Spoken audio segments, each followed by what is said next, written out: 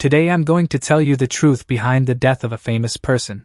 On June 18, 2018, under the scorching Florida sun, the young and talented rapper XXXTentacion, only 20 years old at the time, had just left Riva Motorsports, a high-end motorcycle dealership in Deerfield Beach. He was at the peak of his career, his albums were topping the charts, and he had fans all around the world.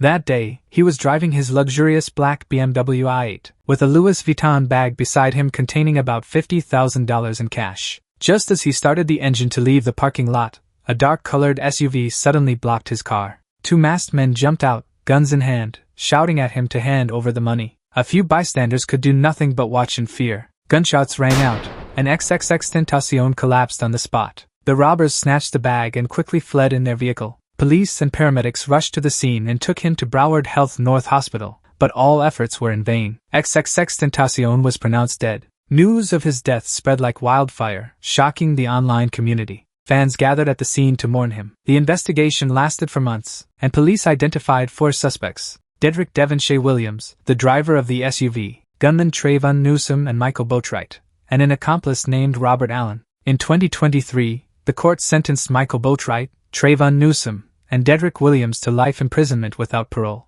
Boatwright received an additional 30 years for armed robbery. Robert Allen, who pled guilty and cooperated with investigators, received a lighter sentence of 7 years in prison and 20 years of probation. The death of XXXTentacion was not only a great loss to the music world but also a chilling reminder of violence and greed. A young talent, only 20 years old, was silenced forever while he was still chasing his unfinished musical dreams.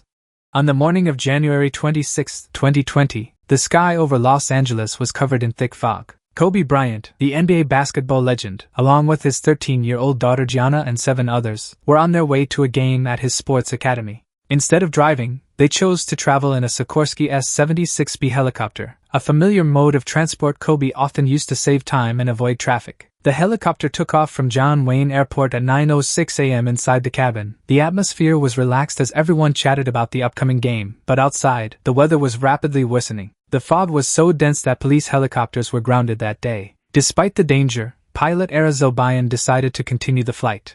In the sea of white fog, visual navigation became impossible. At high speed, the helicopter began to descend, and the pilot did not yet realize the imminent danger. Just seconds later, the aircraft crashed into a hillside in Calabasas. A loud explosion echoed across the quiet valley, and no one on board survived. A forensic report later confirmed that all passengers died instantly from the impact trauma. The tragic news spread around the world within minutes. Fans gathered at the Staples Center, where Kobe had created countless legendary moments, to mourn him and his daughter. Flowers, jerseys, basketballs, and candles filled the place for many days. Kobe's death was not only a tremendous loss to basketball but also left a deep void in the hearts of millions of fans, especially those inspired by his Mamba mentality, the spirit of relentless effort and never giving up.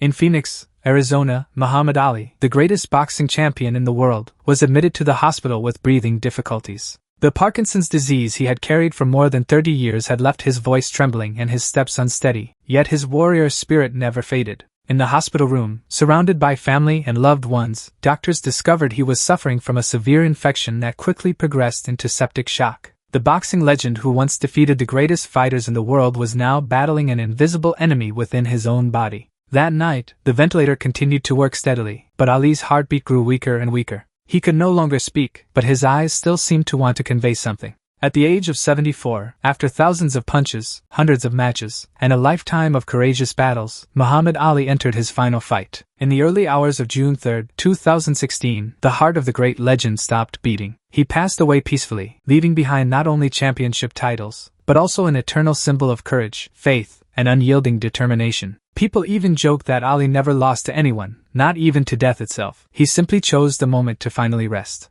On October 5, 2011, the entire tech world was shaken by the news that Steve Jobs, co-founder of Apple, had passed away at the age of 56. But it seemed his fate had been forewarned a decade earlier. In 2003, Steve Jobs was diagnosed with a rare form of pancreatic cancer. Unlike the common type of pancreatic cancer, which usually causes patients to die very quickly, his disease developed unusually slowly, which meant it could be treated more effectively if surgery was performed early. However, believing in natural methods, Steve initially refused surgery. Instead, he tried strict diets, acupuncture, herbal remedies, and various alternative treatments. During the 9 months before returning to the hospital, contrary to expectations, his tumor had grown larger, forcing Steve Jobs to undergo surgery to remove part of his pancreas. In the following years, he continued to lead Apple, launching new lines of iPhones, MacBook Airs, and iPads, but his health gradually worsened. By 2009, the cancer had returned and spread to his liver, and Steve Jobs had to undergo an urgent liver transplant. After the surgery, he appeared noticeably frail, but out of love for his work, he still appeared at Apple's new product launches. At the beginning of 2011, his illness became more serious. On August 24, Steve Jobs resigned as CEO of Apple. Less than 2 months later, on the afternoon of October 5, he took his last breath at home, surrounded by his family, bringing an end to the era of a technology legend.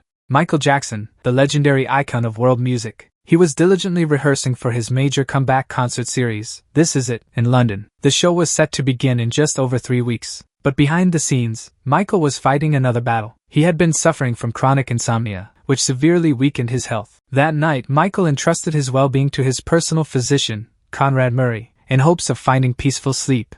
Murray injected him with several sedatives, including propofol, an anesthetic that is only permitted for use in hospital settings with specialized medical equipment. However, that sleeping drug proved to be more dangerous than anything else. Michael lost consciousness immediately after the injection. Dr. Murray left the room for a few minutes, and when he returned, he found Michael no longer breathing.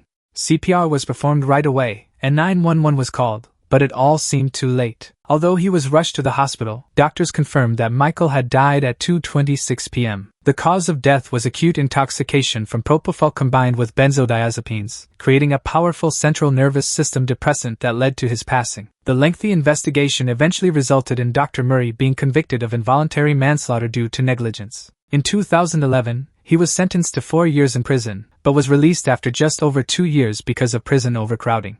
Berlin, late March 1945. The city was engulfed in the roar of relentless artillery fire. With every passing hour, the Soviet Red Army drew closer to the very heart of the capital. In the dim bunker beneath the Reich Chancellery, Adolf Hitler, once a man who had terrified the entire world, was now only a frail, emaciated figure. The map before him was almost completely covered by the red arrows of the Soviet advance. All hope of turning the tide had vanished.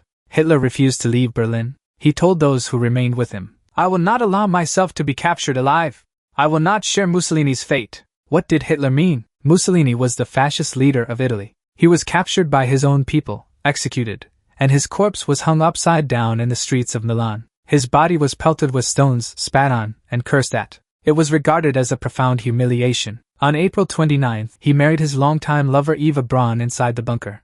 They drank champagne and took a few commemorative photos, but no one at the wedding was joyful. Everyone knew this was the final night. At noon on April 30th, Hitler put on his familiar gray uniform and shook hands in farewell with his loyal followers. Then, he and Eva entered their private room. Moments later, the bitter smell of almonds, the telltale scent of cyanide, drifted through the air. Immediately after, a sharp gunshot rang out. The guards rushed in. Hitler was slumped in his chair, blood spreading across the carpet, the pistol still in his hand. Eva lay beside him, her body untouched by gunfire, her breath already silenced by poison. As per his prior orders, their bodies were carried to the courtyard, doused in gasoline, and set ablaze amid the thunder of artillery and the smoke rising over Berlin. That fire marked the end of the life of the dictator who once sought to dominate the world, Adolf Hitler.